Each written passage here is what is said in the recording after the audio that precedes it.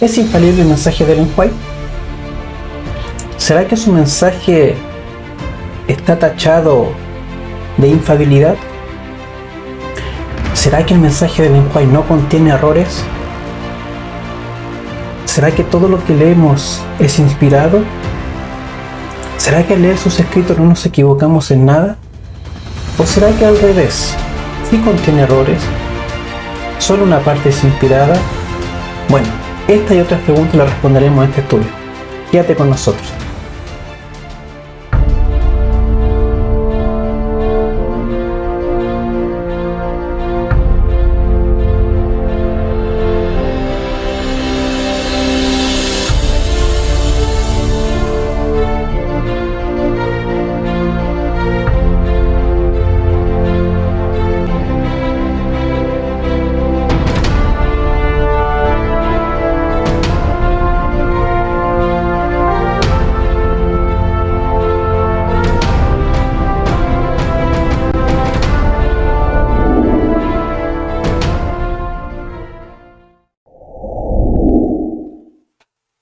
Bueno, empecemos entonces con este estudio. Hay algo que debemos considerar y responder de inmediato. ¿Se consideraba Ellen White infalible o no? Bueno, vamos a ir leyendo algunas citas en las cuales ella misma menciona si se consideraba infalible o no. Leemos, por ejemplo, acerca de la infalibilidad. Nunca pretendí tenerla. Solo Dios es infalible. Por lo tanto, ya aquí dejamos en claro que ella no intenta a sí mismo darse la connotación de infalible. Por lo tanto, tampoco tenemos que hacerlo nosotros. ¿Por qué habríamos de hacer algo nosotros que ella no está mencionando? Por lo tanto, hasta aquí vemos claramente de que ella no se considera infalible. Ahora, ya, está bien. No es infalible. ¿Eso significa que no fue inspirada? ¿O que sí fue inspirada? Bueno, y aquí entramos en un punto en donde vamos a tener que abordar, primeramente, la inspiración de la Biblia. ¿Cómo funciona la inspiración de la Biblia? Algunos aspectos importantes de la inspiración en cuanto a la Biblia para poder entenderla a ella. Ya. Debemos tener la base de cómo entender la inspiración de la Biblia para luego ir a los escritos de Ellen White. Por lo tanto, al considerar cómo funciona la inspiración, debemos empezar a considerar los textos bíblicos para ver qué nos dice con respecto a la inspiración, cómo funciona. Yo tengo el texto detrás mío para que usted lo pueda leer, pero también lo tengo aquí al lado, donde yo voy a ir leyéndolo para que se pueda entender, ya, pero para que vean que no es mi opinión, sino que lo que está escrito, pongo los textos aquí atrásito mío para que ustedes lo puedan ver. Bueno, la pregunta es cómo funciona la inspiración, y 2 de Pedro capítulo 1 versículo 20 y 21 nos dice: entendiendo primero esto, que ninguna profecía de la escritura es de interpretación privada. Primer punto. Porque nunca la profecía fue traída por voluntad humana, sino que los santos hombres de Dios hablaron siendo inspirados por el Espíritu Santo. Por tanto, ¿cómo funciona la inspiración? En primera instancia, no es una iniciativa humana. Es una iniciativa de Dios. No es que al hombre se le ocurrió y decir: mira, hoy día quiero ser inspirado, por lo tanto voy a escribir. Señor, por favor, inspírame, porque hoy tengo la inspiración o tengo las ganas de escribir. No. Esto nace en el corazón de Dios, es una iniciativa humana. Y esta inspiración es a través del Espíritu Santo. Primer punto. Segundo punto. El comentario bíblico adventista en cuanto a la palabra inspirado nos dice lo siguiente. La palabra griega para inspirado es phero, que significa llevar. En voz pasiva tampoco es algo que, cuando dice acá voz pasiva, no es que te tomen y te lleven obligado, no. Es un llevar pasivo. Es como alguien cuando te invita, por ejemplo, yo le podría decir a mi esposa: te invito a tomar un helado, ven, vamos. Entonces es algo pasivo que yo la estimulo para que vayamos. Es un ejemplo solamente. Sigue diciendo: ser guiado, ser llevado, lo que quizás sugiere velocidad o fuerza, como lo que es impulsado por el viento. Hay algunas ilustraciones que se usan para esto cuando la hoja corre siendo llevada por el viento, cuando la hoja se mueve por el piso siendo llevada por el viento. es así como lo que está queriendo decir el escritor bíblico cuando habla de la inspiración. Es como cuando el viento lleva la hoja.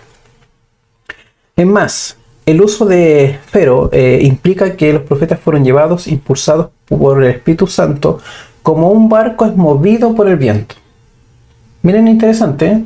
Cuando una barca de esta que usaba el mismo Jesús o los discípulos tenía una vela y era impulsada impulsada por el viento y era llevado a través del medio del mar.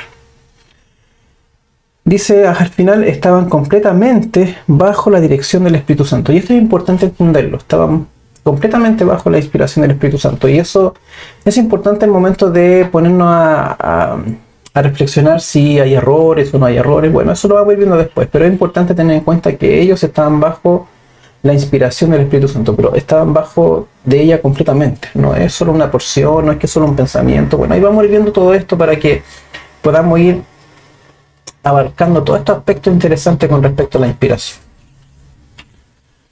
Bueno, entonces, después de pasar por el proceso de la inspiración, las palabras que salieron por boca de los inspirados es la palabra de Dios. Note lo que dice Pablo en 1 Tesalonicenses 2:13. Dice, por lo cual también nosotros sin cesar damos gracias a Dios, de que cuando recibisteis la palabra de Dios que oíste de nosotros, la recibiste no como palabra de hombres, sino según es en verdad palabra de Dios, la cual actúa en vosotros los creyentes. Por lo tanto, las palabras que salen del hombre, siendo inspirado, ojo con eso, no es que cualquier palabra se tome como palabra de Dios. Las palabras que salen de la boca del hombre, que está siendo inspirado, esa es palabra de Dios. Por eso se le llama que es la unión entre el hombre y lo divino, o entre el hombre y Dios. Porque Dios inspira a través del Espíritu Santo al hombre, y todo lo que salga de la boca del hombre o de la pluma del hombre, por así decirlo, es inspirado. Es la palabra de Dios en forma general.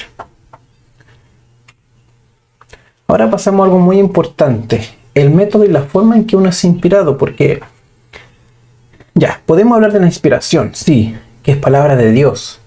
Pero el método, hay que entender el método para que nosotros también podamos llegar a una conclusión clara con respecto a si es inspirado o no, o cuándo se toma como inspirado. Porque yo no puedo tomar todo lo que se diga que es inspirado simplemente porque se diga. Debo saber la forma, cómo funciona, para poder discriminar un poco. Y esto nos va a ayudar también a discriminar un poco la inspiración del lenguaje, que recuerden que esto se trata del tema. Saber si sus escritos son infalibles o tienen veracidad o no. Bueno, vayamos al método y la forma. Bueno, uno de los primeros métodos que existe es mediante visiones y sueños. ¿Ya? Esto nos muestra ya de que no es tan solo un puro método de poder inspirar. Hay varios métodos. La inspiración en cierta forma es un conjunto de cosas, que después lo vamos a ir viendo. ¿Qué es lo que es ese conjunto de cosas? Segundo, Dios habla al oído, como lo hizo con Samuel, con representaciones simbólicas, que a la vez estas representaciones simbólicas tienen sus respectivas explicaciones. Visión acompañada de instrucciones orales, como las de Crónicas o Apocalipsis. Las de Juan, por ejemplo, cuando se le mostraba algo, una visión, y luego se le explicaba lo que significaba, y él luego transmitía eso en un papel. Bueno, todo esto que le estoy mencionando yo tiene que ver con las formas de la inspiración, ¿ya? Es importante entender eso. Ahora, un punto importante antes de seguir avanzando. Es muy importante tener en cuenta este punto antes de seguir. La Biblia no explica detalladamente por qué escogió a los individuos, a los que inspiró. Ya, por lo tanto, nosotros no podemos ponernos a cuestionar si este fue inspirado o no fue inspirado. ¿Por qué lo menciono? Porque puede surgir el pensamiento, cuando leemos una expresión un poco tosca en la Biblia de algún, por ejemplo, hay profetas menores que fueron agricultores, y normalmente eran gente de campo que estaba acostumbrada a un dialecto más tosco. Y hay algunas expresiones de ellos que son un poco, ¿cómo podemos decirlo? Un poco, no sé si hiriente, pero sí un poco fuertes. Son fuertes al leerlo. Que cuando uno lo lee podría dar la impresión de que por ejemplo, Dios es muy celoso y que Él se venga de la gente así como lo hacemos los seres humanos. Pero un punto importante antes de continuar. La Biblia se interpreta a la luz de Jesucristo. Por lo tanto, si yo quiero, no sé, llegar a alguna conclusión de alguna interpretación bíblica, necesito también tener en cuenta a Jesús. No puedo llegar y tratar de interpretar algo simplemente por lo que estoy leyendo. Hay expresiones, por ejemplo, donde Dios menciona que va a castigar con fuego y azufre, y en nuestra cultura cuando se habla de fuego y azufre es como cuando se nos dice el infierno, te estás quemando eternamente, y como que se le da una connotación muy, muy vengativa, muy humana. Y este vengar que Dios plantea es con dolor. Él no se va a... Dios no se va a regocijar cuando la tierra al fin de los tiempos se esté quemando, o incluso por Satanás cuando se esté quemando, y Él no se va a regocijar ni se va a reír, mira, eso es lo que te mereces, Satanás, y no se va a reír de eso. Él va a llorar, me imagino yo, va a sufrir, no sé si va a llorar, no puedo decir que eso va a ser así, pero sí él va a sufrir, él no se goza de la maldad, ¿ya? Eso es importante tenerlo. Por eso hay expresiones toscas a veces que es importante entenderla en su contexto cultural y después aplicar los principios en nuestra vida, pero no todo lo que se lee de forma real es real también para nosotros. Se da el ejemplo de Moisés. Moisés, por ejemplo, se menciona que él estuvo con Dios cara a cara. Y quizás si yo entendiese eso de forma literal, yo podría decir que Moisés vio a Dios, le vio la cara, vio su rostro. Pero la misma Biblia dice que nadie puede ver a Dios, porque si no muere. Por lo tanto, ¿cómo se entiende eso? Cuando uno entiende la cultura de cómo fue escrita Moisés... Ahora, ojo con esto, un paréntesis. Cuando yo entiendo la cultura de Moisés, pero no tan solo por haber estudiado un poco de cultura de Moisés, o de la cultura de esos tiempos, sino que la misma Biblia me da un parámetro de cultura. Por ejemplo, cuando tú estudias la palabra cara a cara en la concordancia bíblica, te das cuenta que que cara a cara, lo que está queriendo decir es intercesor. Cuando se dice que Moisés hablaba con Dios cara a cara, no está diciendo que le vio la cara a Dios, lo que está diciendo es que él habló como intercesor entre Dios y el pueblo. Eso es lo que significa en ese entonces y en esa cultura lo que significaba cara a cara.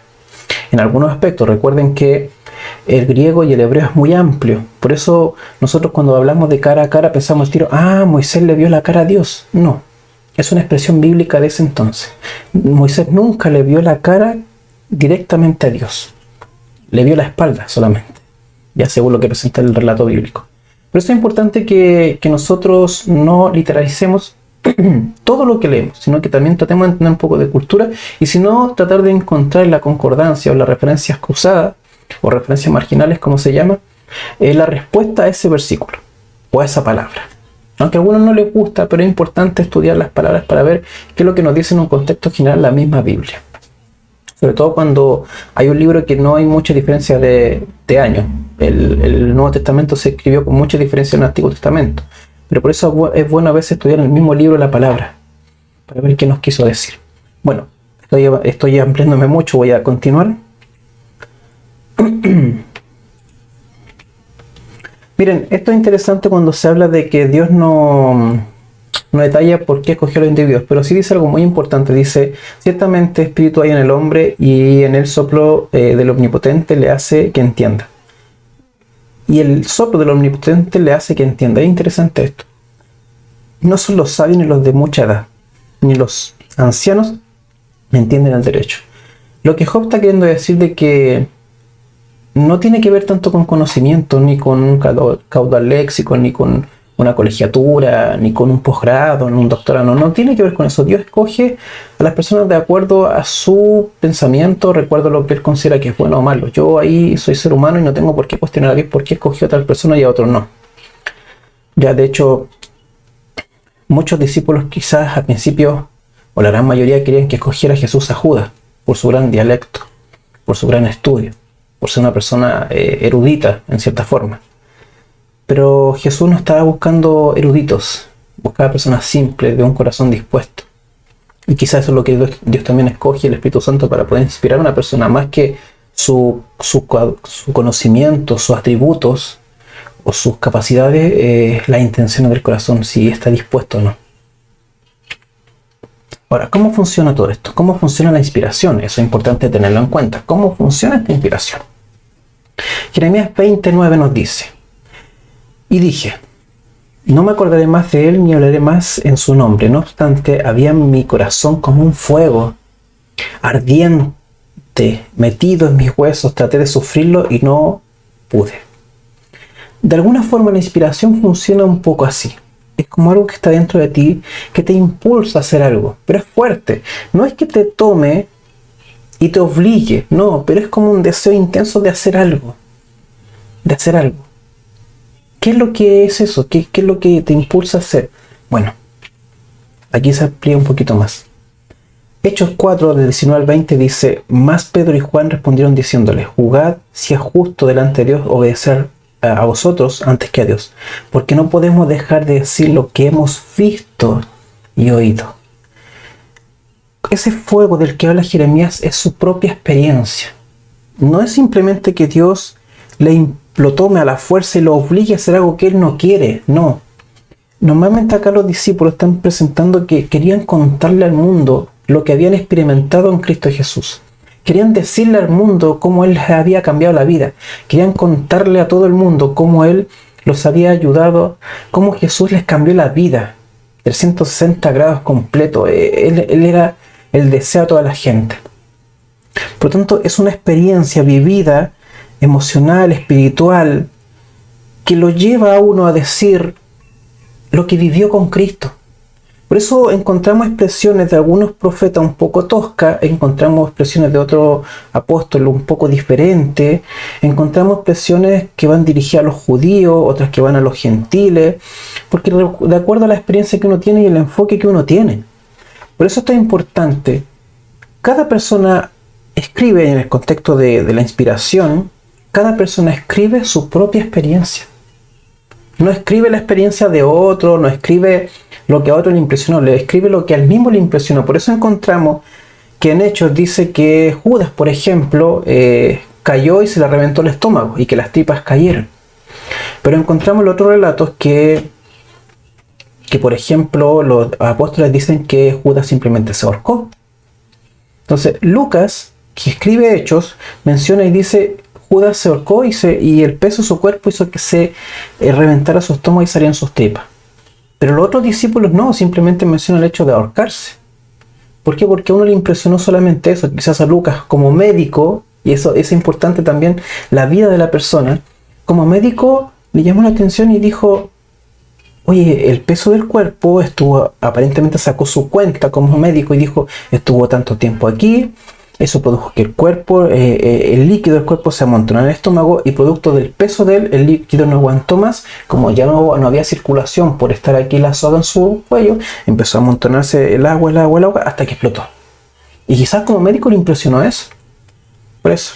Porque la inspiración no te limita a ti a decir lo que otro quieres que diga, sino que dices lo que a ti mismo te impresiona.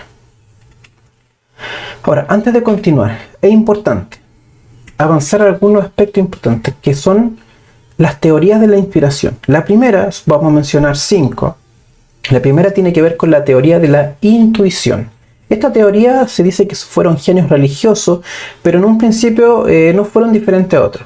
Quizás tenían alguna capacidad, alguna clase de capacidad, pero aparte de ser genios, en cierta forma, se les dio otra capacidad aún mayor, o se les aumentó su capacidad para que en un momento fueran genios espirituales y así pudieran escribir la Biblia, porque no cualquier persona puede escribir la Biblia. Esa es la primera teoría. La segunda teoría es la teoría de la iluminación. Dice que incrementa las capacidades naturales de los autores bíblicos. Si alguien era bueno para escribir, tenía una buena redacción, una buena comprensión lectora, entonces se le incrementaba esas capacidades para que, si ya escribía, un ejemplo, era capaz de escribir 10 libros al día, pudiera escribir 50. ¿Ya? Esa es la teoría de la iluminación. Ahora, yo estoy dando un ejemplo muy básico. Realmente esto tiene que ver con el entendimiento. Si una persona entendía bien los misterios, por ejemplo, Lucas, que era médico, es un ejemplo, si él entendía bien con respecto al tema de salud, entonces a él se le aumentó la capacidad de poder entender cómo es que Cristo murió en el aspecto médico. Para que él, ya que tenía una base, podría explicar mejor si se le incrementara estos conocimientos, capacidades naturales. Esa es la segunda teoría. Esto es en palabras básicas, simples, porque esto realmente conlleva mucho más. Si nos ponemos detenidamente a ver cada teoría, estaríamos quizás una hora aquí hablando. Pero en palabras simples es esto, o en palabras resumidas quizás. La tercera es la perspectiva plenaria o dinámica. Este dice que el Espíritu de Dios infunde en los escritores los pensamientos y conceptos que tienen que transmitir, ¿ya? Pero no en sí los obliga a lo que tienen que escribir, sino que simplemente inspiran a ellos pensamientos y conceptos para que ellos escojan de qué forma pueden escribir. Le ayuda, sí, con el tema de escoger lo mejor, pero no los obliga a escribir algo. Ellos escogen lo que deben escribir. La cuarta es la teoría de la inspiración verbal. Esta dice que el Espíritu Santo brinda no solo los pensamientos, sino también las palabras y las expresiones. ¿Para qué? Para que no haya errores. Y la quinta es la teoría del dictado. Aquí ya el Espíritu Santo dictó los libros bíblicos y a los diversos escritores. Significa que aquí todo lo que está en la Biblia, según esta teoría, todo está dictado, ninguna palabra está errada. Ahora, ¿cuál de toda esta creemos nosotros? Nosotros como adventistas, ¿por cuál nos inclinamos? Bueno, quiero mencionarles que por la tercera. Nosotros creemos que la persona recibe pensamientos, conceptos, ¿ya? Pero que no es obligada a la forma en que debe escribir. En pocas palabras, no se le dice a la persona escribe estas palabras o escribe esto otro. Ahora, a diferencia de lo que sí el profeta o Dios mismo a través del Espíritu Santo le dijo. Por ejemplo, las visiones de Isaías, las visiones de Jeremías, las visiones de Juan, eso tiene que colocarlo porque lo vio. Pero en el contexto de inspiración, de querer expresar su experiencia, el profeta escoge las palabras. Dios le ayuda con los pensamientos, le ayuda con los conceptos, guía la inteligencia a escoger lo mejor para escribir, pero no lo obliga a escribir algo en particular, ni las palabras que debe usar, ni las expresiones. Eso es libertad del profeta o de quien escribe. Eso es lo que nosotros creemos como adventistas en términos generales. Quizás podríamos indagar un poquito más ahí. Pero en palabras generales nosotros no creemos en la inspiración verbal ni el dictado. Mucho menos la iluminación, ya que creemos que no tiene que ver con un tema de conceptos, quizás con un tema de erudición.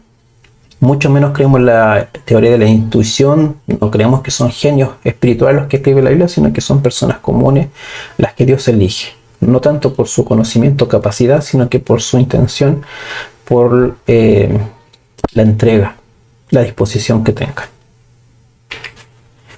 Ya, esto es importante. La inspiración anula la libertad de expresión, razonamiento y elige lo que iban a escribir. Ya respondí que no, pero vamos a verlo en la Biblia, porque la idea es que podamos ver en la Biblia. Eclesiastés 12, versículo 9 al 10 dice: y cuanto más sabio fue el predicador, tanto más enseñó sabiduría al pueblo, e hizo escuchar, e hizo escudriñar, y compuso muchos proverbios. Procuró el predicador hallar palabras agradables y escribir rectamente palabras de verdad. Es interesante la última parte, dice que procuró el predicador hallar palabras agradables. El predicador, no es que se le fueron dadas las palabras, él procuró hallar las mejores palabras para expresar su experiencia, sus equivocaciones y sus lecciones. Ahora, lo interesante de esto, como en el contexto de que Dios no anula lo que la persona tiene que escribir, que mire, vamos a ver un ejemplo importante en donde Pablo cita autores paganos.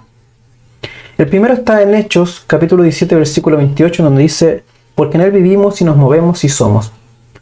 Como algunos de vuestros propios poetas también han dicho, porque linaje suyo somos.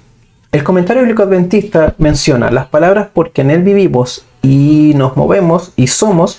Es una cita casi exacta de una estrofa probablemente escrita por Epiménides de Creta. Ya por lo tanto los eruditos concuerdan de que probablemente es una cita de otro escritor, no cristiano. Otro ejemplo está en 1 Corintios 15, versículo 32 y 33, que dice: si como hombre batallé en Efeso contra fieras, ¿qué me aprovecha? Si los muertos no resucitan, comamos y bebamos, porque mañana moriremos. No erréis, las malas conversaciones corrompen las buenas costumbres. Ahora, esta, según el comentario bíblico adventista, las malas conversaciones, Este es un fragmento de una poesía del poeta Menandro. Parece que a Pablo le gustaba leer poemas, era un hombre poeta al parecer.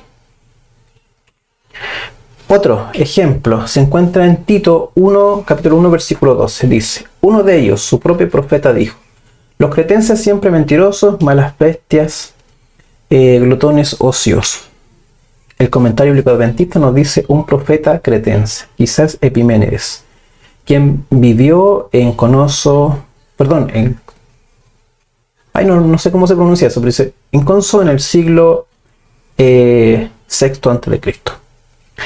Entonces, Pablo, al parecer, también leía literatura que no era cristiana.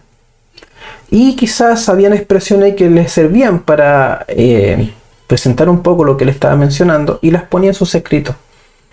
Quizás las personas creían tanto en esas personas, quizás hoy en día se cree mucho en Sócrates. ¿Cuál es el otro escritor que no se me viene a la mente en este momento? Pero son filósofos. No recuerdo en este momento, pero yo sé que ustedes que están viendo este video ya están en su mente pensando quiénes son. A mí se me fue en este momento.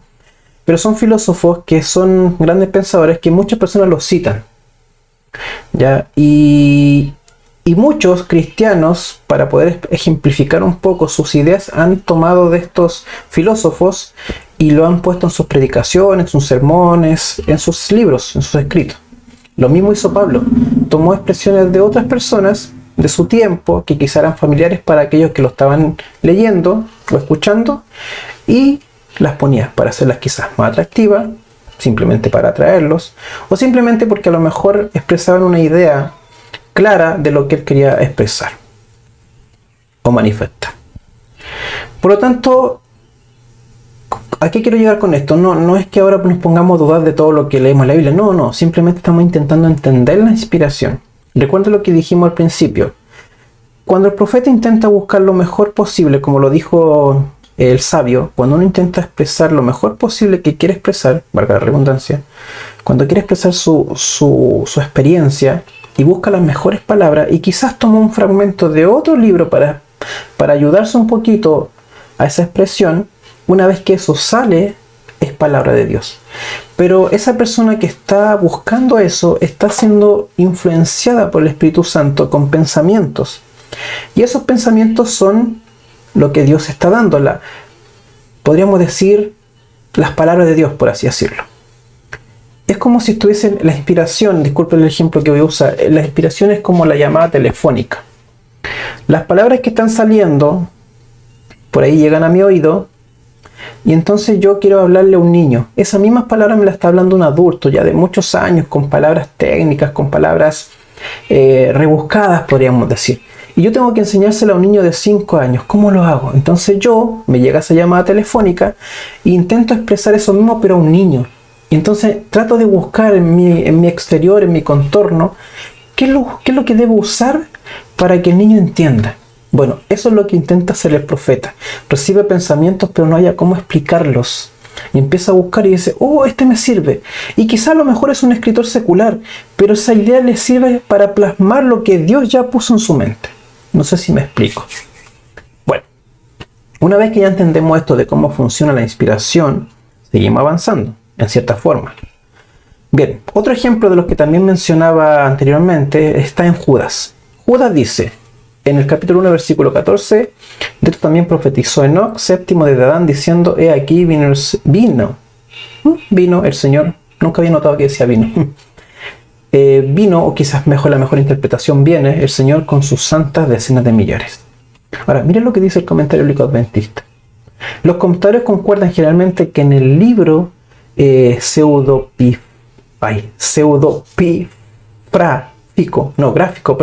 vuelvo a leer. Los comentarios concuerdan generalmente que en el libro pseudopigráfico llamado Primera de Enoc circulaba entre los judíos a mediados del siglo I a.C. Por lo tanto, los comentadores concuerdan en que esta frase, o cuando Judas menciona que Enoc había profetizado, era un libro apócrifo que se encontraba en ese entonces. Un libro apócrifo, es un libro que se considera no inspirado. que no está acorde al canon. Pero aún así Judas utiliza una cita de un libro apócrifo para ponerlo en sus escritos. Interesante. Por lo tanto, ¿qué quiere decir esto? Que la inspiración no anula la libertad de expresión o la libertad de escoger lo que yo voy a expresar. ¿Ya? Eso es importante. Estamos entendiendo la inspiración, nada más que eso. Yo no estoy intentando decir que la Biblia está mal ahora porque tiene cosas apócrifas o cosas paganas, por así decirlo. No. Recuerden que yo personalmente creo que el Espíritu Santo es lo suficientemente poderoso para resguardar al profeta, que no coloque algo que va en contra de alguna enseñanza bíblica o de alguna enseñanza que el mismo Espíritu quiere dar. Yo soy suficientemente honesto en ese sentido. Al principio me causó un poco de molestia enterarme de esto, de que habían expresiones paganas dentro de la Biblia, errores en la Biblia, que después vamos a ver un poco a qué se refieren esos errores. Me molesté un poquito y dije, pero ¿cómo confiaron en la Biblia? Pero cuando entendí que Dios no... cuando entendí realmente y acepté un tema, porque esto también tiene que ver con un tema de fe. Yo tengo que tener fe en Dios de que Él resguardó la Biblia a tal punto de que no permitió que hubiera algo ahí dentro que pudiera dañar tu fe y tu creencia en Dios y la salvación. Por lo tanto, cuando entendí esto, yo dije, el Espíritu Santo es lo suficientemente poderoso para resguardar al profeta e influenciar tanto en su vida y no inspirarlo hasta que su corazón esté conforme a Él. Eso entendí yo. Cuando el profeta tiene un corazón dispuesto completamente y se ha entregado completamente, entonces está preparado para ser inspirado. Y ahí todo lo que el profeta escoja no es que esté libre de error, simplemente lo que el profeta está escogiendo está acorde al pensamiento de Dios. Quizás no expresado de forma exhaustiva lo que Dios realmente quería decir, porque entender el pensamiento de Dios es muy, muy complicado, porque Dios es infinito, nosotros somos finitos. Pero sí, el profeta intentó buscar la mejor expresión posible. Y Dios se encargó en el momento preciso de decirle, ahora sí escribe, estás preparado. ¿Ya? Eso no significa que el profeta se podía equivocar, no. Si él no permanecía en comunión con el Espíritu Santo, con Jesús y el Padre, quizá el Espíritu Santo simplemente dijo, ¿saben qué? No te puedo seguir inspirando porque quizá lo que tú escribas va a estar errado. Quizás muchos de los libros apócrifos, comenzaron así. ¿Quién sabe? Yo no sé. Simplemente una especulación. Quizás empezaron bien, pero se sintieron autosuficientes y dijeron, ojo, ahora Dios, el Espíritu Santo me inspira. Y quizás empezaron a colocar cosas de su propia opinión. Y al final se dieron cuenta los que conformaron el canon que eso no era parte de lo que Dios realmente quería expresar. Quizás, no sé, es una especulación. Pero lo que voy que yo creo que Dios es suficientemente poderoso para cuidar a quien está inspirando y a quien no. ¿Ya? Ahora, ¿qué en cuanto a las opiniones que yo tengo? Y esto es importante porque según el contexto de lo que estamos hablando, yo soy una persona con inclinaciones al mal y al pecado. Y quizás algo de lo que salga de mí puede estar errado. Pero por eso vuelvo al punto anterior. Y este punto anterior, con respecto a la opinión y a lo que venimos mencionando, les va a ayudar un poco a entender lo que a mí también me ayuda a entender. Miren, en 1 Corintios 7:10 dice, a los que están unidos en matrimonio mando, no yo, sino el Señor. Perfecto, aquí manda el Señor. Pero en el versículo 2 añade, a los demás yo digo, no el Señor. En pocas palabras, no es que el Señor lo mande, yo lo estoy diciendo. Pero miren, y en el versículo 25 da su parecer, y esto es importante. En cuanto a las vírgenes no tengo mandamiento del Señor. Ojo, no tenía algo revelado en cuanto a las vírgenes. Pero miren lo que él dice. Más, doy mi parecer, doy mi opinión, doy lo que a mí, en mi juicio, lo que yo considero que es mejor, mi opinión. Como quien ha alcanzado misericordia del Señor para ser fiel. Y en el versículo, y en 1 Corintios 7:40 dice, pero a mi juicio, mi opinión, dice la Reina Valera Internacional, la Nueva Versión Internacional, más dichosa será si se quedara así. Y pienso que también yo tengo el Espíritu de Dios. Y esto es importante, por eso lo que me ayudó a entender a mí la inspiración en cuanto a la opinión, en cuanto a escoger. Yo creo que Dios es suficientemente poderoso para saber en qué momento inspirar a una persona. No significa que no se va a equivocar. Lo que significa es que la persona está preparada para recibir a Dios y todo su contenido. Y cuando recibe todo su contenido, la persona empieza a hablar diferente.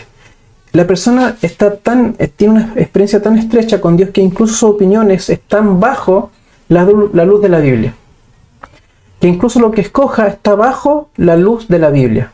Que si en estos tiempos tú quieres coger una película para ilustrar un ejemplo de la Biblia, y si tú eres una persona estrechamente vinculada con Dios, tú vas a escoger lo mejor. A lo que voy yo, que el Espíritu Santo llega a influenciar tanto en tu vida, que incluso lo que tú ves, lo que tú oyes, lo que tú comes, está bajo la dirección de Dios.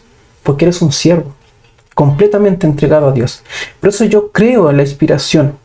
A pesar de todos estos aspectos que estoy mencionando, yo creo en la inspiración.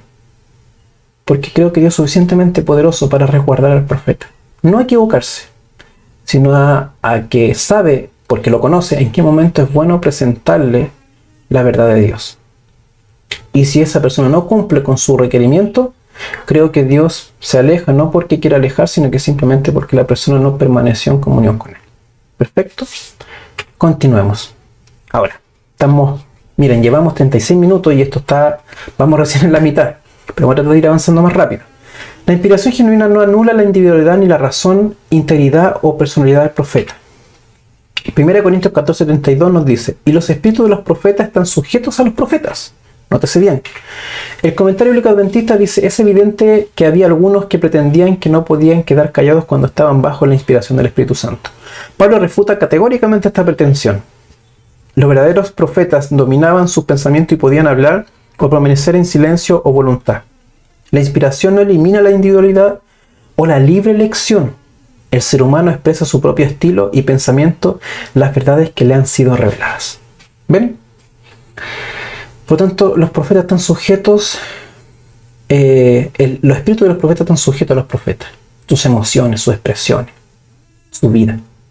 Y aunque aunque son siervos de Dios, también tienen su individualidad. Por lo tanto, Dios trabajó en la persona. Y una vez que trabajó en la persona, estaba preparada para ser inspirada. Por eso no cualquiera puede decir que es profeta. Por sus frutos los conoceréis. Ahora, ya, aquí entramos lo bueno. Ya, analizamos ya el tema de la Biblia. Ahora nos vamos con el enjuague y aquí ya nos vamos por un tour para no quitarles mucho tiempo de este tema. Primero, la Biblia presenta 4 pruebas básicas para examinar un profeta. ¿Ya? La obra de Ellen White soporta cada una de ellas. La primera, el mensaje debe estar en armonía con la ley y con los mensajes de los profetas anteriores. ¿Ya? Eso es muy, muy, muy importante. Un profeta cuando se levanta debe estar en armonía con otro. De hecho, hay un tema que lo hace el pastor Esteban Bor y que también en algún momento este servidor quizá hablará de eso, en donde vemos, por ejemplo, que se levanta Enoc y después se levanta Noé para ejecutar una profecía. Que sea, uno la anuncia y el otro es como que la ejecutase, pero en el fondo no la ejecuta, sino que simplemente está ahí para que se cumpla en su tiempo. Luego tenemos Abraham, que da una profecía de, ¿cómo se llama?, de esclavitud, y luego está Moisés, quien se cumple en su tiempo. Y así seguimos avanzando y tenemos al último profeta, que es Daniel, quien da una profecía 2300 de mañana, y se levanta un profeta en ese tiempo para que se cumpla esa profecía. ¿Quién es? Ellen White. Pero aún así, a pesar de que lo estoy mencionando, vamos a ver si realmente es infalible o no en todos sus aspectos. Los escritos de Ellen White ensalzan la ley de Dios y dirigen a los hombres y a las mujeres a toda la Biblia. Ella señala a la Biblia como la única regla de fe y práctica y como la luz mayor hacia la cual señalan sus escritos a los que llaman la luz menor. Estoy leyendo un poquito rápido, perdón, pero después ustedes pueden ver el video con pausa, leerlo con más calma. Yo, para no quitar tanto tiempo, quiero avanzar rápido. La segunda, el profeta debe confesar y elevar a Jesús. En palabras simples, Ellen White siempre dijo: mira a Jesús y vive. Por lo tanto, cumple también esta regla. Tercero, tal vez la prueba más decisiva de un verdadero profeta se encuentra en su vida, su obra y la influencia de sus enseñanzas. Cristo anunció: por sus frutos los conoceréis. Cuando examinamos lo escrito de Ellen White, nos damos cuenta que ella influenció poderosamente en su tiempo. Y lo sigue haciendo. De forma positiva. de forma positiva. Su fruto, su vida también es un ejemplo. Es una de las pocas mujeres en su tiempo que tomaba a personas y la llevaba a su casa a vivir. De hecho, el doctor Kellogg, que él fue el que planteó el tema del panteísmo, que después se rebela contra Dios, fue un niño que estuvo viendo en la casa de Ellen White y que Ellen White le ayudó con sus estudios también. Era una persona muy, muy dadivosa. Por eso, en la vida de él, podemos cuestionar sus escritos por algunas cosas que aparentemente aparecen como errores. Pero la vida de Ellen White no se puede cuestionar, porque saben que ella no se expresa una vida errónea. O sea, nunca engañó a su esposo, nunca robó, nunca dijo una mala palabra, nunca le levantó la voz a una secretaria. No se encuentra eso. ¿Ya? Por lo tanto, sus frutos demuestran que es una persona entregada a Dios en ese aspecto. La cuarta, las predicciones de un verdadero profeta deben cumplirse dentro del contexto condicional. Vuelvo a leer esto. Las predicciones de un verdadero profeta deben cumplirse dentro del contexto condicional. ¿Perfecto? Ahora, antes debe quedar en claro, porque vamos a dar algunos ejemplos de predicciones de Ellen White. La tarea principal de un profeta no es predecir el futuro. Ellen White no es Nostradamus. Eso es importante. Ellen White no es Nostradamus. Es muy importante esto. No es Nostradamus. Además, muchos mensajes que son predictivos se refieren claramente al tiempo poco antes del regreso de Jesús. Por eso algunos atacan a Ellen White diciendo que su profecía no se cumpliera. Y bueno, también tienen que ver con el tema de que hay muchas profecías condicionales de Ellen White. Pero vuelvo a repetir, su tarea no es ser Nostradamus. Ya, por favor, eso queda muy en claro. Su tarea no es ser Nostradamus. Después vamos a ver cuál es realmente la tarea de Ellen White. Bueno, algunas predicciones. En 1890, cuando el mundo declaró que no habría más guerras y que el milenio estaba a punto de comenzar, Ellen White escribió: la tempestad se avecina y debemos prepararnos para afrontar su furia. Veremos desgracias por todas partes, miles de barcos serán arrojados a las profundidades del mar, armadas enteras se hundirán y las vidas humanas serán sacrificadas por millones. Esto se cumplió en la Primera y Segunda Guerra Mundial. Cuando el mundo decía que ya no había más guerra, hubo otra guerra. Dios tiene juicio contra los gerentes de la casa publicadora. Esto cuando se quema la publicadora. Yo casi he querido abrir la revista Adventista por temor a leer. Sí, no he querido leer. Yo he querido abrir. Perdón, vuelvo a leer. Yo casi he querido abrir la revista Adventista por temor a leer que Dios ha purificado la casa publicadora por medio de un incendio. A menos que haya una reforma, vendrá la calamidad sobre la casa publicadora y el mundo sabrá por qué. Ellen White tuvo una visión sobre el fuego que quemó la casa publicadora. Su consejo no fue aceptado, el consejo que está dando acá, entre otros, en el contexto de esta cita, y el 30 de diciembre de 1902 la editorial fue totalmente destruida por fuego de origen desconocido. Lo que Ellen White planteó, bueno, no lo que Ellen White, lo que Dios planteó a través de su mensajera fue que si no seguían los consejos de Dios, la publicadora iba a arder en llamas. Y es completamente lo que ocurrió. Ahora, esto nos da un peso creíble. ¿Qué quiere decir? Miren, no fue fácil para Ellen White posicionarse como la mensajera del Señor. ¿Por qué? Porque de alguna otra forma, lo que ella intentó siempre fue decir: yo soy la mensajera de Dios. Es más, ella ni siquiera se mencionó a sí misma como profeta. Creía que era un título muy elevado para ella. Por lo tanto, si yo simplemente soy una mensajera. Ahora, cuando ella hablaba de esto, cuando ella pasó estas pruebas que yo le acabo de mencionar, las pruebas de los profetas, todas calzaban. Pero vieron algunas otras cositas sobrenaturales que le pasaron. Por ejemplo, levantó una Biblia por mucho tiempo, una Biblia muy pesada, en una gran cantidad de visiones en las que ella tenía, no respiraba, se les ponía un espejo delante y no respiraba. Muchos creían que estaba muerta, pero no lo estaba, porque sus ojos estaban abiertos y de repente tenía ciertos parpadeos en sus ojos que demostraba que estaba viva, pero no respiraba. Su pulso no estaba, el latido de corazón muy débil. Habían expresiones como las mismas que les pasó a Daniel cuando tuvo la visión. Y estas cosas sobrenaturales la gente las empezó a comentar. Empezó de oído en oído. ¿Sabes? La señorita White, ella tuvo una visión en donde, ¿sabes qué? No estaba con respiración, pensábamos que estaba muerta. Pero ¿sabes que no? De hecho, ya parafraseaba algunos versículos bíblicos, decía algunas cosas, y luego nos decía toda esta visión y nos contaba. En otra ocasión, ella quedaba mirando al horizonte sin respirar, le tocaban la mano para ver su pulso y resulta que no tenía pulso y nuevamente parecía que estaba muerta, pero no, estaba ahí viva, mirando el horizonte, teniendo una visión. Una vez tomó una Biblia muy pesada en su mano y estuvo por mucho tiempo con esa Biblia en su brazo extendida y nada, no le pasó nada. Pero no tan solo eso, sino que también estas cosas. Ellen White escribió un par de cartas en donde le escribía algo a una persona y le decía, esto es lo que va a ocurrir si ustedes rechazan a Dios. Resulta que el mismo día que ocurría eso y que la persona leía la carta, o día después que leía la carta, se daba cuenta. Por ejemplo, la carta fue escrita el día 10 y el suceso ocurrió el día 15. ¿Cómo Ellen White supo que eso iba a pasar? ¿Cómo lo supo?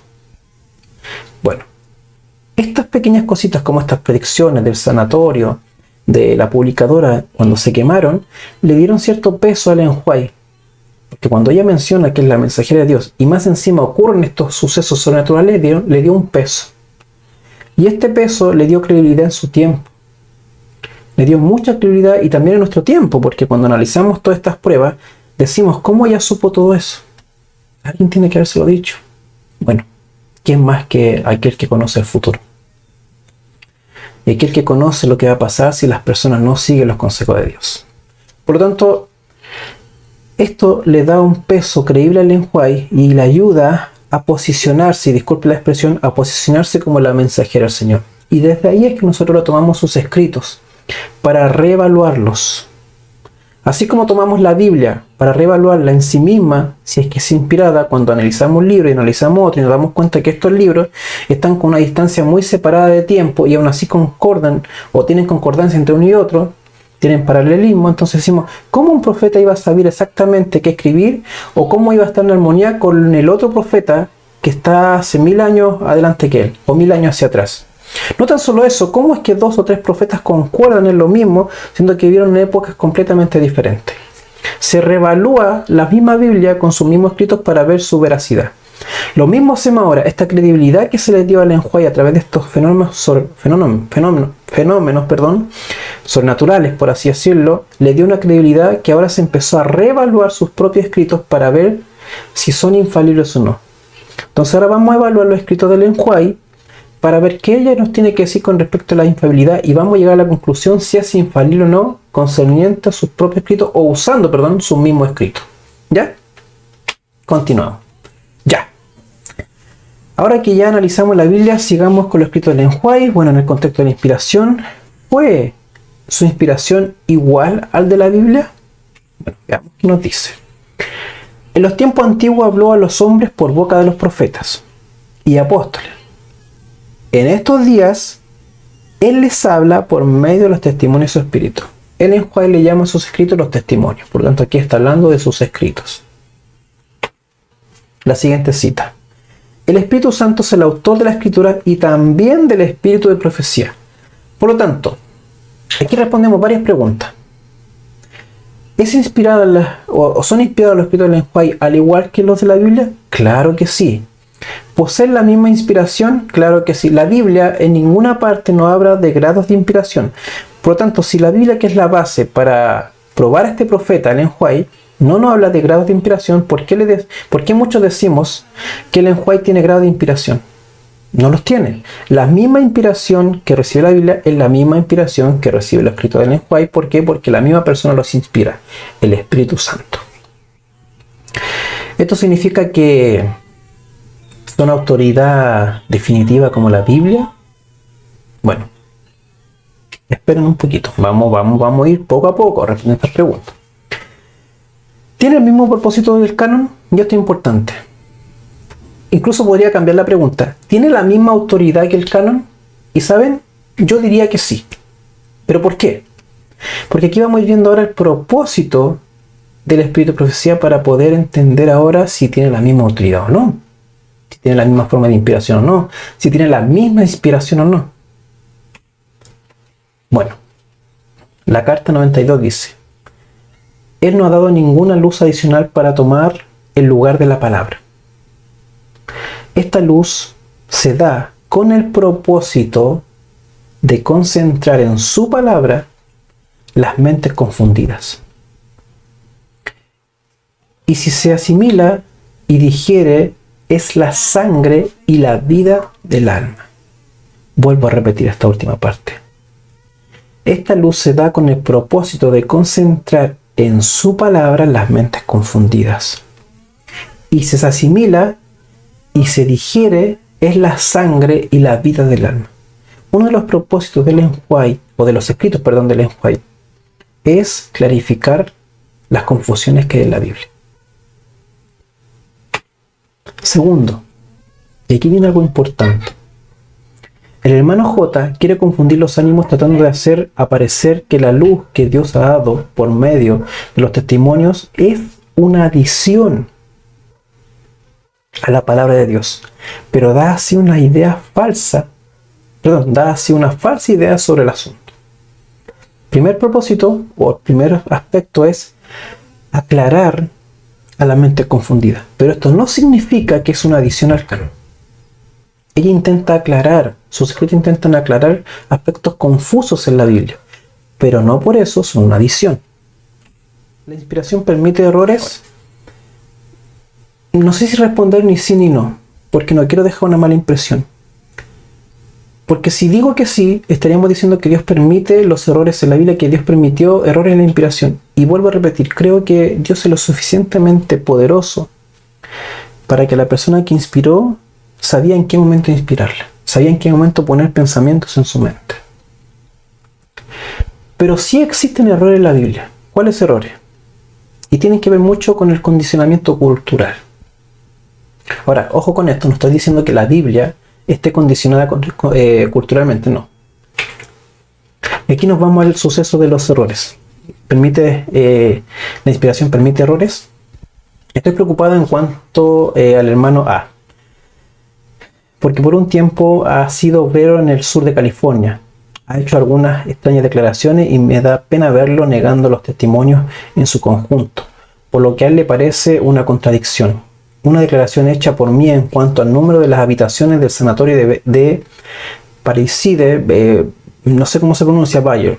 ¿Ya? El hermano A dice que es una carta escrita a uno de los hermanos del sur de California. Hice la declaración de que el sanatorio tiene 40 habitaciones, cuando en realidad hay solo 38.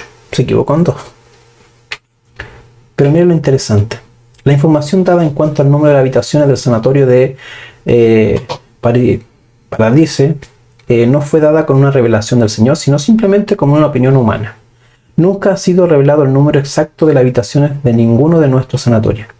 Y el conocimiento que tengo en cuanto a tales cosas lo he obtenido preguntando a los que se suponía que estaban informados.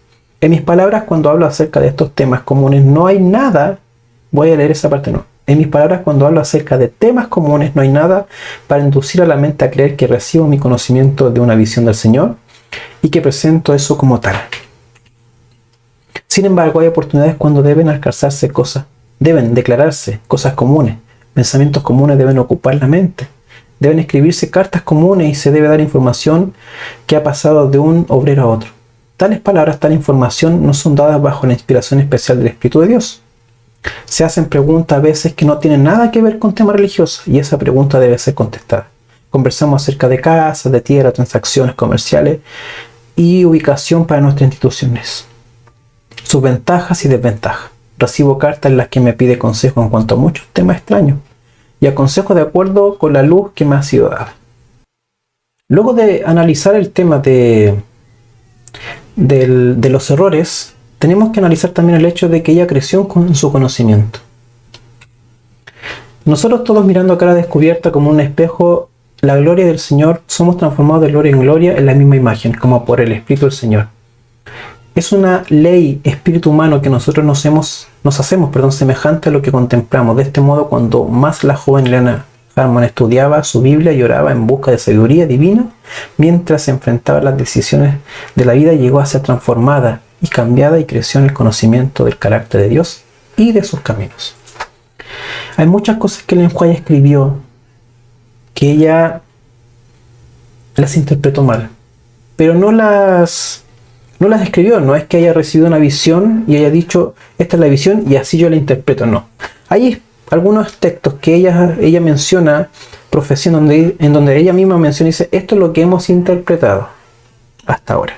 Ya recuerden que las interpretaciones, sobre todo de las profecías, van siendo reveladas de acuerdo a los acontecimientos históricos.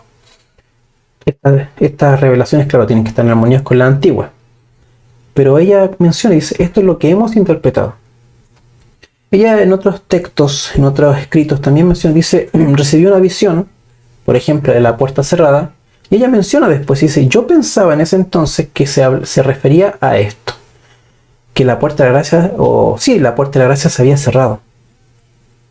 Pero cuando volví a recibir la misma visión y más ampliada, me di cuenta que el Señor no estaba hablando de la puerta de la gracia, estaba hablando de la puerta del lugar santo. Esa es la que se había cerrado y se habría abierto la puerta del lugar santísimo. Ahora, cuando ella recibe la primera visión, ella nunca dice, esta es la visión y aquí está la interpretación, a mi manera. No, nunca dice eso, nunca. Sí, después ella aclara que ella en su pensamiento había pensado una cosa y se dio cuenta que era completamente lo contrario. Pero lo aclara, ¿ya? Lo aclara. Por eso es importante, miren, ¿cómo saber si lo que estoy leyendo es inspirado o no? Con respecto a esto, a los errores, a las limitaciones. Bueno, fácil. El contexto lo dirá. Si el contexto trae un tema espiritual, fue inspirado. Si es común, no lo es. Este es el filtro que yo coloco. Quizá alguno podría decir, no, es también esto. Bueno, los invito a que si después que ven este video, puedan comentar aquí abajo. Yo no soy el dueño del conocimiento y nuestro ministerio tampoco pretende serlo, al contrario. Simplemente queremos aportar con un granito de arena, nada más. Por lo tanto, ¿cómo yo entiendo, cómo sé que algo es inspirado o no? El contexto. El contexto me dirá, es muy importante el contexto. Nosotros como adventistas analizamos mucho el contexto, no tomamos citas aisladas. Un verdadero adventista de corazón estudioso de la Biblia no saca citas aisladas, sino que estudia su contexto. Yo puedo tener citas acá, pero la idea es que al tener citas y ponerla aquí atrás, detrás mío, para que ustedes las lean, la idea es que ustedes sepan que primero también se analizó el contexto, para ver si estaban hablando con respecto al tema general que estamos tocando. Por lo tanto, en lo que veníamos hablando de los errores y de las limitaciones, sobre todo en White, cuando ella interpretaba mal, ella era muy cuidadosa. Era muy cuidadosa cuando escribía algo. Por eso, a pesar de que recibía una visión y él interpretaba mal, no colocaba esa interpretación que ella tenía. ¿Ya? Porque miren lo que dice. Miren lo que dice la siguiente cita. Está hablando de un aspecto general, pero nos ayuda a entender un poco esto de las limitaciones de Ellen White, de cómo ella creció en su conocimiento y si es que tiene errores o no los escritos de Ellen White. Dice, no he de contestar sí o no a algunas de las preguntas que usted me ha hecho. No debo hacer declaraciones que puedan ser malinterpretadas. He sido instruida, ojo aquí, he sido instruida para ver y sentir el peligro de los que están poniendo en peligro su alma, a veces por escuchar afirmaciones engañosas acerca de los mensajes que Dios me ha dado. Por eso digo yo, ella creció en su conocimiento, claro que sí, como cualquier profeta, pero tenía mucho cuidado con lo que escribía. Por eso cuando ella interpretaba algo mal, no lo ponía, sino que después sí. Después decía, ¿saben? Yo interpreté esto mal, pero me di cuenta que estaba equivocada. Para también mostrar que ella era falible, que no era infalible, que su conocimiento de las interpretaciones proféticas, sobre todo, no era verdad absoluta. Ella confesó eso, confesó que no tenía verdad absoluta en su conocimiento, pero sí ella entendía que sus escritos eran palabra de Dios. Ahora, un ejemplo de la veracidad.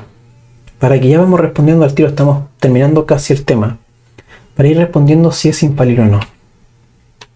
En ciertas cartas que escribo en el testimonio dado, os presento lo que el Señor me ha presentado. Diréis tal vez que esta comunicación era solamente una carta.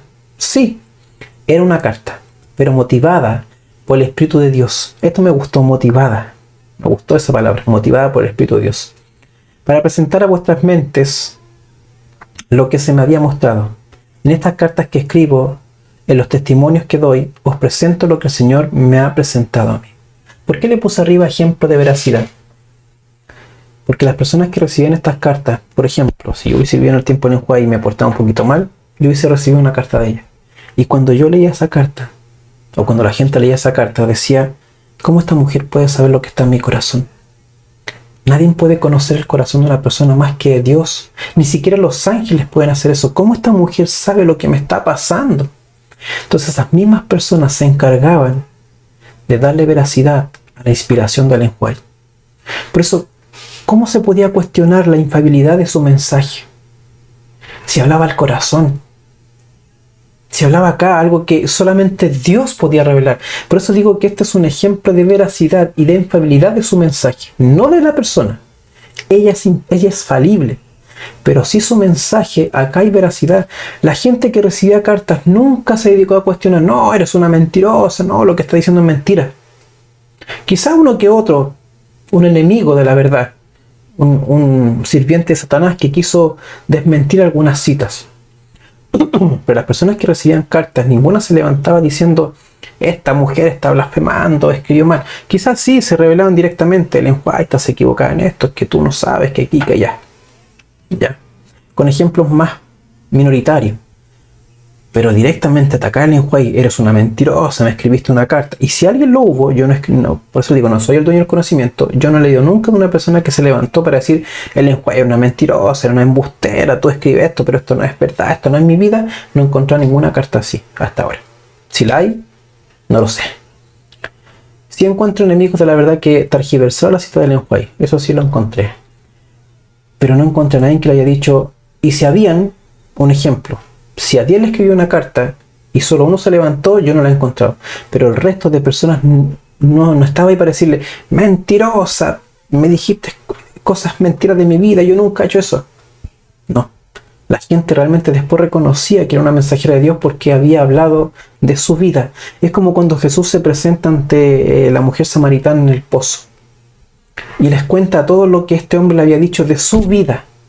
Eso mismo pasó con Ellen White. La gente contaba a otros cómo ella le había hablado al corazón. Y ahí los ministros se daban cuenta de que ella es inspirada por Dios, porque solo Dios puede conocer el corazón y solo Dios puede revelar la verdad que está en el corazón. Por eso solo una mujer siendo inspirada por Dios podía hacer eso. Por eso digo que es un ejemplo de veracidad.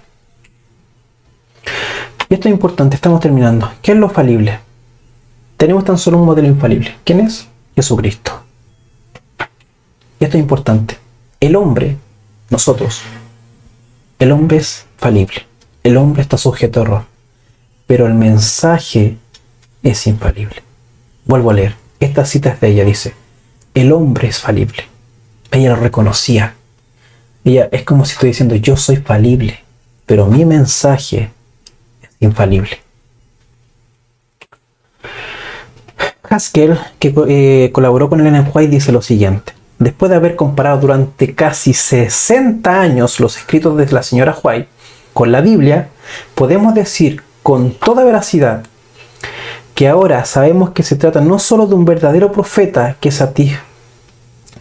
satisfizo la prueba de la Biblia, sino que está de acuerdo, sino que esta se ha cumplido literalmente en sus escritos y en su carácter. Por lo tanto, una persona que trabajó con ella por más de 60, por casi 60 años que estuvo analizando los escritos de Ellen White con la Biblia, se dio cuenta de que realmente ella era inspirada, un verdadero profeta. Y nadie lo cuestionó, ojo, sino que hoy en día se cuestiona. Interesante. Ahora sí estamos en lo final. ¿Cuál es el propósito de sus escritos? Dice, poco caso se hace a la Biblia, y aquí es importante, antes de leer. Esto es lo que nos da a nosotros una serie de preguntas que la vamos a tener al final, si realmente ella es infalible o no. Poca luz hace a la Biblia, y el Señor ha dado una luz menor para guiar a los hombres y en mujeres a la luz mayor.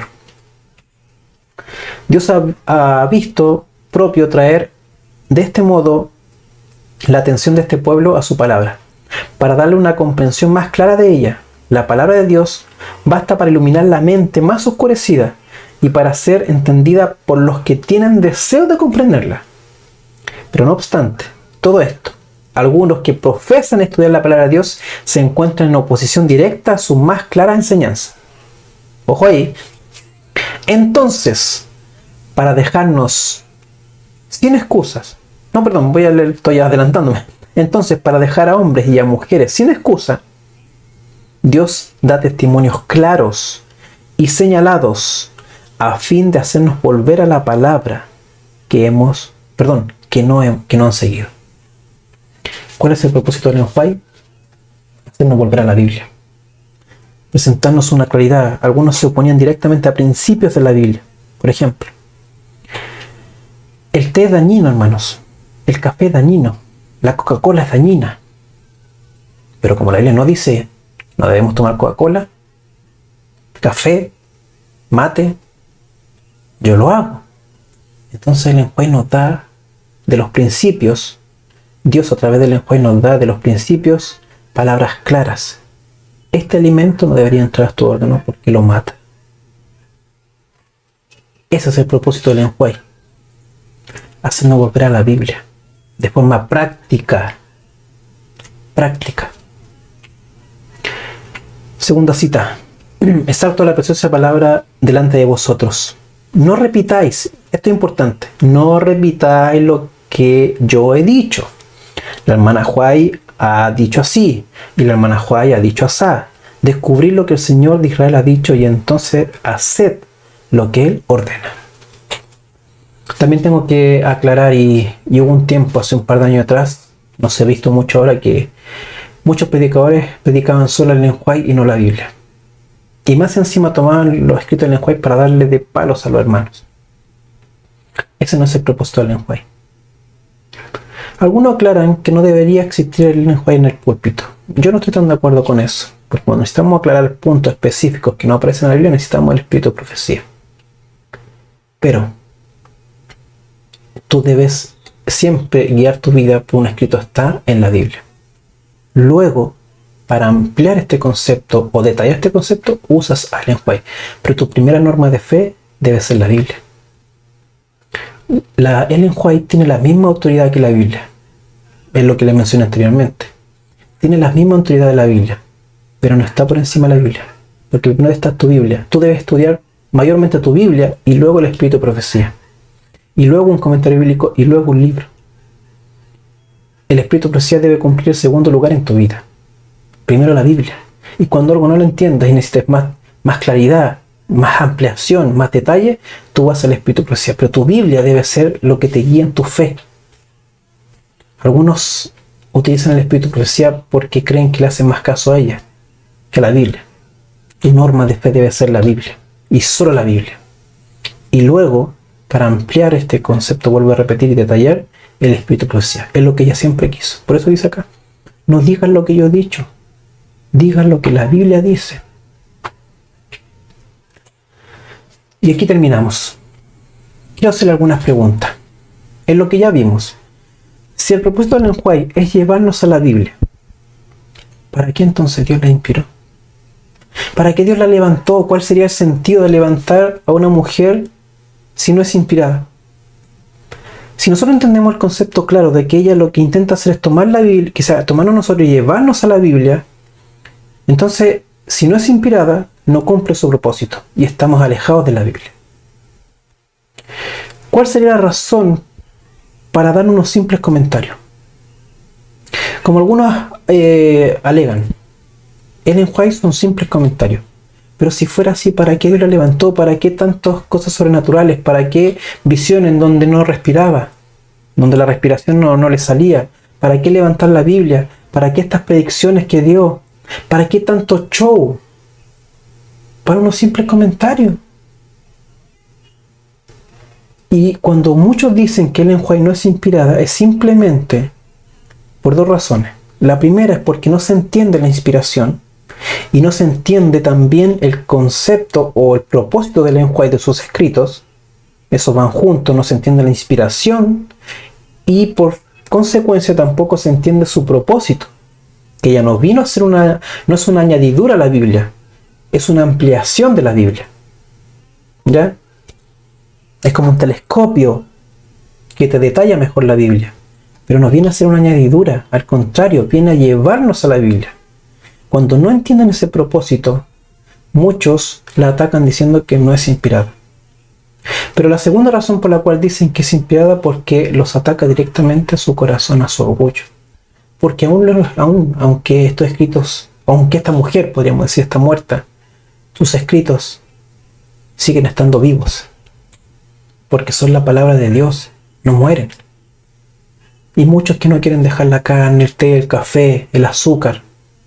Muchos que no quieren dejar la pornografía, la masturbación y entre un montón de cosas más. Estoy siendo un poco quizás duro con esto, pero hay otros aspectos más minuciosos, más detallados, quizás menores incluso, que no los queremos dejar.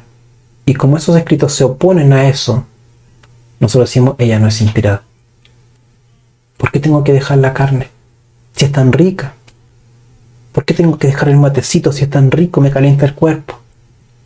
¿Por qué tengo que dejar los pasteles, el azúcar si es tan rico comerse un pastelito? Y ojo, no estoy hablando aquí de que tengas que dejarlo de golpe, no, cuidado. Todo esto es progresivo, pero muchos que les gusta el asadito y la carnecita a punto, cuando leen estos escritos dicen, no, esta mujer no es inspirada, estaba loca, ¿cómo vamos a dejar la carne si la carne es tan rica? Por eso digo, hay dos razones. La primera es que no se entiende la inspiración, y la segunda es porque se contrapone directamente con su vida lleno de orgullo. Querido amigo y amiga, es tu decisión ahora cuestionar este video, orar quizás y preguntar a Dios, Señor, ¿es infalible el espíritu de profecía? Su mensaje, no el enjuague, su mensaje, ¿es infalible o no? Bueno, eso te queda a ti ahora. Tú tienes que orar y pedirle a Dios que te ayude y te guíe en esta decisión. Porque de acuerdo a la decisión que tomes, escúchame bien, o estarás más cerca de Dios o más lejos de Dios. Porque aquí que sepa hacer lo bueno no lo hace, es pecado. Así que, queridos, yo los animo a estudiar más el espíritu de profecía, a los que creen en él, y a los que no, tampoco quiero obligarlos. Y vuelvo a repetir, la salvación es por fe. Por último, me conformo con que aceptes a Jesús en tu corazón, que creas en él, le creas a él cuando dice que eres nueva criatura. Ámalo con todo tu corazón, dedícale tiempo en las mañanas y conságrate a él cada mañana, que eso es lo único que tenemos que hacer y que Dios nos pide. El resto viene por añadidura. Que el Señor te bendiga.